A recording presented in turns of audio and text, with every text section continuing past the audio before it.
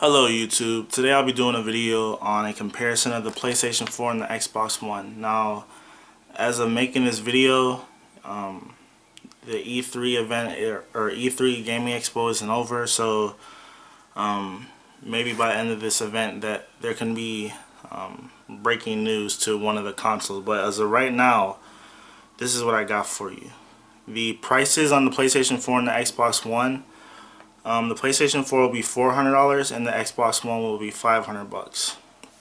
Now, that's actually sort of a flip because when the PlayStation 3 came out, it was about $500, and when the 360 came out, it was what was it, $400. So, moving on with the RAM, the PlayStation 4 will have 8 gigs of GDDR3 RAM, and the Xbox One will have 8 gigs of DDR3 RAM.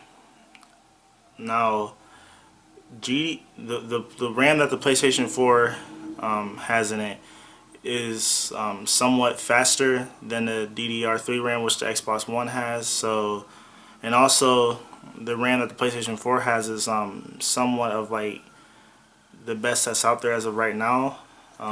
Obviously, when it comes to technology, every what is it, like 18 months.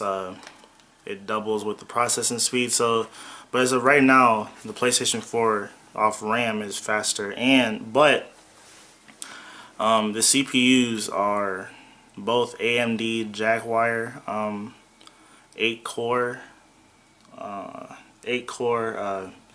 CPUs or whatever.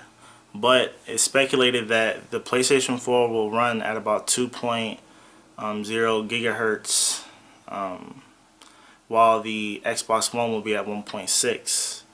Now, moving on to online, the PlayStation Plus membership will now be required for online gaming.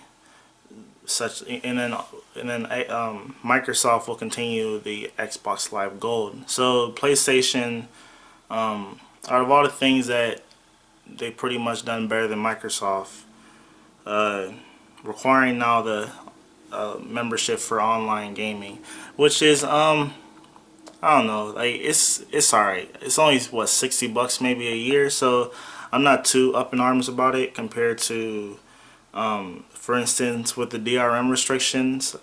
The PlayStation 4 will not, I repeat, will not require always online DRM, or in Microsoft's case with the Xbox One, require you to check in every 24 hours.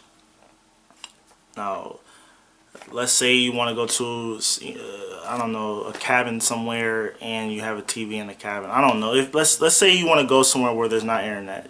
Maybe you go to a hotel and you don't want to pay like $20 a night for internet. Now you can't play the Xbox One, but if you want to travel a lot and there's not going to be internet, the PlayStation 4 obviously is going to be the system that you want to choose. I'm not trying to sound biased, but and then when it comes to used games, both systems will allow used games, but the Xbox One, you'll have to pay a fee. So if you want to give your friend a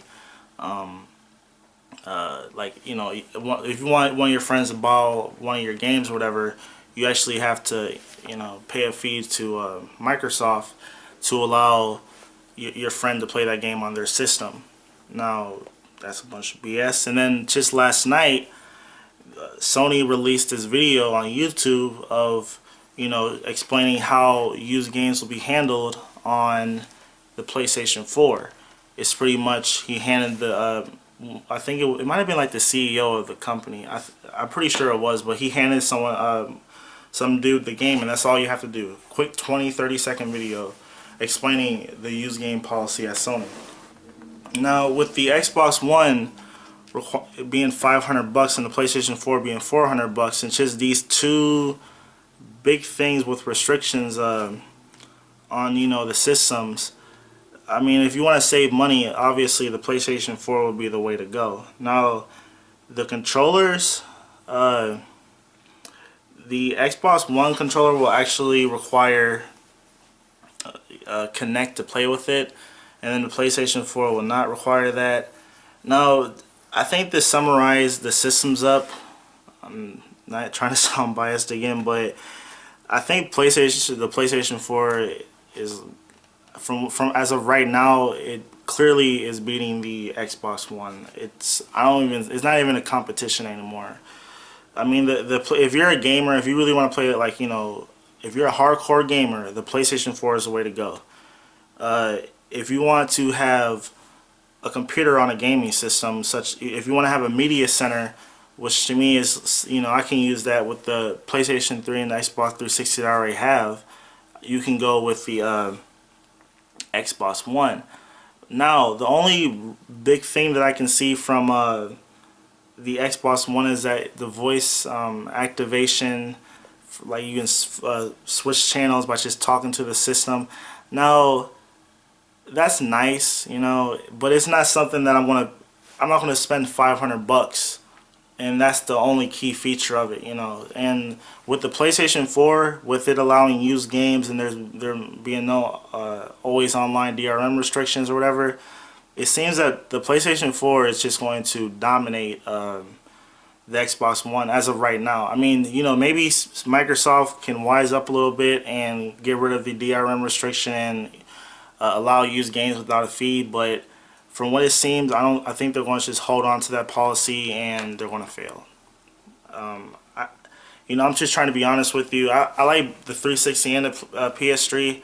They both have their pros and cons, but the comparison between the PlayStation 4 and the Xbox One is not even a comparison. It's just the PlayStation 4 is way more better. I mean, it's like they actually built a system that's for gamers or whatever, and the Xbox One is just a DVR box, and it's unfortunate because I want two companies to compete with each other to make as best of a product as possible. So I hope Microsoft can come out of this one at least still in the business, but but as of right now, the PlayStation 4 will be the system I'll be buying, and the Xbox One, maybe if it's like in a discount bin at Walmart, I might get it. But other than that, that's all I gotta say. Thanks for watching. Subscribe, like, comment, and have a nice day.